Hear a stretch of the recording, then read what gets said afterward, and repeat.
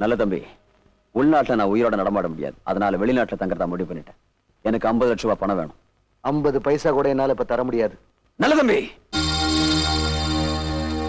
ஆத்திரப்படாத.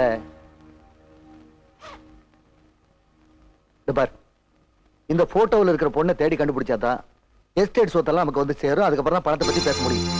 யாரு? அதான் நம்ம பணத்துக்காக கொலை பண்ண முதலாளி. அவருடைய ஒரே பொண்ணு ஜெனிஃபர். இன்னும் 4-5 நாளைக்குள்ள தேடி கண்டுபிடிக்கலன்னா சொத்து பூரா கவர்மெண்ட்டுக்கு போயிடும். அப்புறம் நீ வெளிநாட்டுக்கும் போக முடியாது, நான் உள்நாட்டிலே இருக்க முடியாது.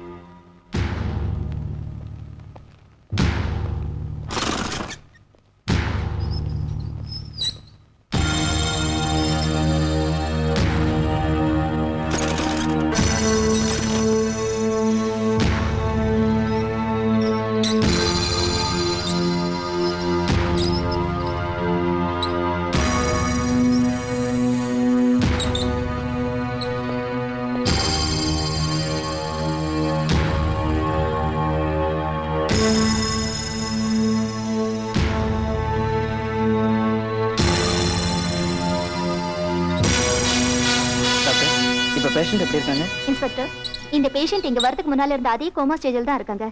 இவங்களுக்கு எப்ப சுயநினைவு திரும்புன்னு சொல்ல முடியுமா? சாரி இன்ஸ்பெக்டர், இவங்களுக்கு ஏற்பட்ட பலமான அதிர்ச்சினாலதான் சுயநினைவு திரும்பாம மயக்க நிலையிலே இருக்காங்க. நாங்க ட்ரீட்மெண்ட் பண்ணிட்டு இருக்கோம். எப்ப வேணாலும் சுயநினைவு திரும்பலாம். ஓகே, தேங்க்யூ மேடம், நான் வரேன். Okay sir.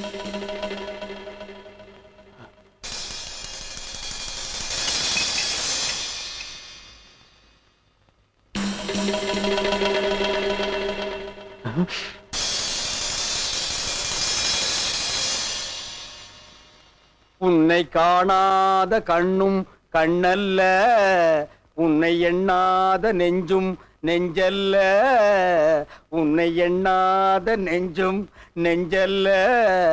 Sir, excuse me. Yeah, இங்க வளையமாலை சின்னச்சாமின்னு ஒருத்தர் அட்மிட் பண்ணிருக்காங்க. அவர் எந்த வார்டுன்னு தெரியுமா? அவருக்கு நீங்க என்ன வேணும்?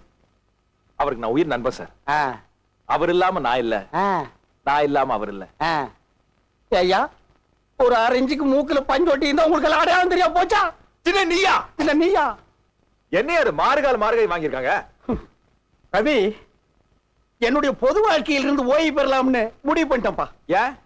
தாங்க முடியாம ஒரு தீப்பெட்டியால என் லைஃபே பாதிச்சிருச்சுப்பா. நானும் இந்த தீப்பெட்டி விவகாரத்தை பத்தி கேள்விப்பட்டேன். ஐசி, தலையிட்டு பிரச்சனையை தீர்த்து வைக்கலாம்னு பார்த்தேன். பொம்பளையா இருந்தா தீர்த்து வச்சிருப்பேன். நான் ஆம்பளையா போயிட்டேன். தெரியுமா போங்க தியாக மனப்பான்மையை பத்தி. சரி விடியா. கால் உடைச்சிருக்கிறானுங்க, கை உடைச்சிருக்கானுங்க, பரவாயில்ல. மூக்கு மேல போய் இந்த குத்து குத்தி இருக்கானுங்களே. ஆனா மூக்கு மேல குத்துனா அவனுக்கு இல்ல. அப்புறம் யாரு? நர்ஸ் செருப்பு கட்டி அடிச்சு விட்டானா? ஏன்? எத்தனை நாளைக்கு தான் போறதுக்கா? போகும்போது வரும்போது சும்மா சொரன்னா கழட்டிட்டு அடிச்சிருக்கா. அது எங்கேயோ ஒரு ஓரத்துல ஆடி இருந்து மூக்க கழிச்சிருச்சு. ஆடா, அது உடுப்பா சாதாரணம். கோட்டை இருந்தா கூட அடிக்கணும். ஐயோ, வச்சிருந்தா வர்ற வழியில குடிச்சிட்டேன். நமக்கு கிடைக்கிற நண்பர்கள் எல்லாம் இப்படி வழியில கோட்டை அடிக்கிறவன் திறந்த வீட்டுல நூற்றல் அடிக்கும் தானே.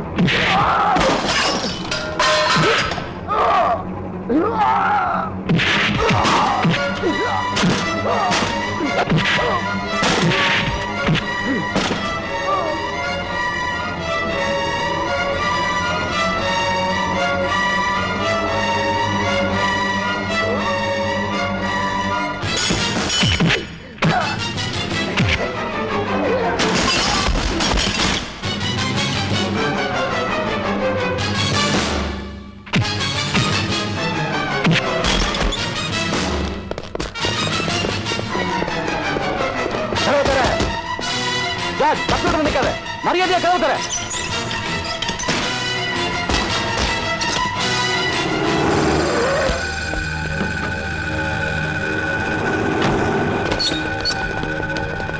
ஜார்ஜ் தப்பிச்சிட்டான். கண்ட்ரோல் ரூமுக்கு தகவல் கொடு. நீ இந்த பக்கம் போ. நீ இந்த பக்கம் சர்ச் பண்ணு.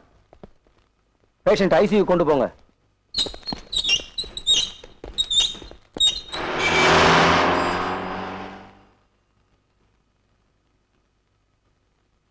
ரவி, கேள்விப்பட்ட ஜார்ஜ் உனக்கு குத்துன ஊசி மயக்க ஊசி, அதனால நீ தப்பிச்ச. வேற ஏதாவது ஊசியா இருந்தா மாட்டிருப்ப. ஆமா, ஜார்ஜ புடிச்சாங்களா? அவனே இவங்க பிடிக்க. அவன் முன்னால் ஓட, இவங்க பின்னால் ஓட, இப்படி ஓட ஓட ஓட்ட பந்தயம் பிடி உஷாராஞ்சுக்கு போயிட்டாங்க. சரி, எங்க சண்டைக்கு நடுவில் ஒரு பொண்ணு இருந்துச்சு, அது அதானு பார்த்தேன். இவ்வளவு நேரம் கேட்காம இருந்தேன்னு. பொண்ணுன்னா போதும், மூஞ்சி கூட பார்க்க வேண்டியதில்ல. லைட்டா ரிப்பன் தெரிஞ்சா போதுமே, ஆரம்பிச்சிருவே உன் வேலையை. சரி, இந்த பொண்ணை பார்க்கலாமா? யோ, இன்னும் நீ என்ன புரிஞ்சுக்க மாட்டேங்கிற.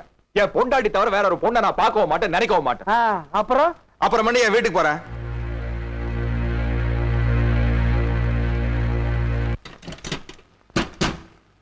என்ன வண்டி ஸ்டார்ட் பண்ணு. முதல்ல பிரேக் ஆயிரம் மாத்திரப்பா. வண்டியில பிரேக்கே பிடிக்க மாட்டேங்குது. நல்லதா போச்சு, எங்கேயும் போக வேண்டாம், நம்ம வண்டியிலே உட்காந்து பேசிட்டு போ. ஏய், உன்னை யார் இங்க வர சொன்னது? ஏன் ஆளுங்க? ஏன் நான் உங்க ஆள் இல்லையா? நான் ஸ்டார்ட் பண்ண உங்க வண்டி ஸ்டார்ட் ஆகாதா?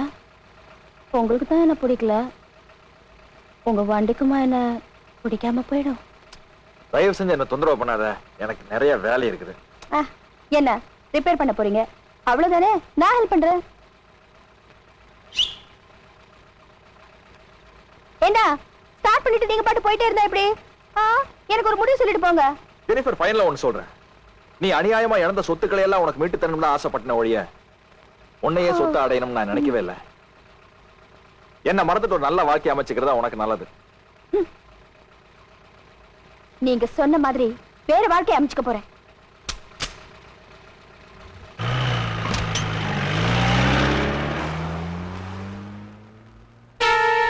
ஜெனிஃபர், வண்டியில பிரேக்.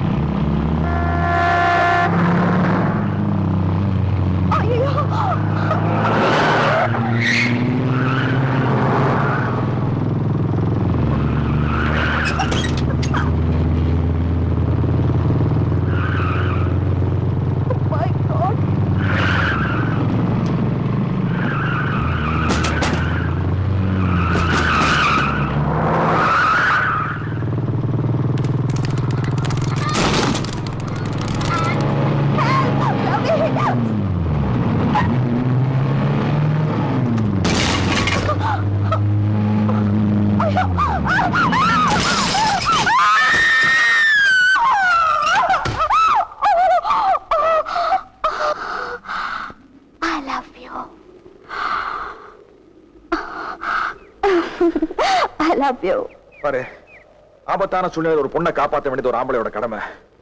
அதைத்தான் நான் செஞ்சேன். அதை நீ காதல் தப்பா புரிஞ்சுக்கிட்ட, அதுக்கு நான் பொறுப்பு இல்லை. வரேன்.